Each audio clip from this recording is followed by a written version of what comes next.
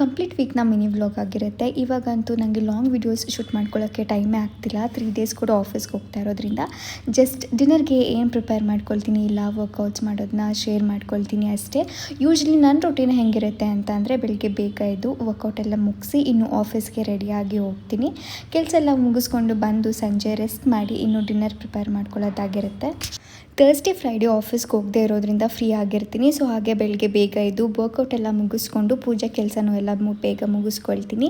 ಇನ್ನು ದೇವರಿಗೆ ಇಟ್ಟಿರೋ ನೈವೇದ್ಯನೇ ಬ್ರೇಕ್ಫಾಸ್ಟ್ಗೆ ತಿನ್ಕೊಳ್ತೀನಿ. ಸಮ್ಟೈಮ್ಸ್ ಮಾಡದೇ ಇದ್ದಾಗ ನಾನು ಸಪ್ರೇಟಾಗಿ ಬ್ರೇಕ್ಫಾಸ್ಟ್ ಮಾಡ್ಕೊಳ್ತೀನಿ.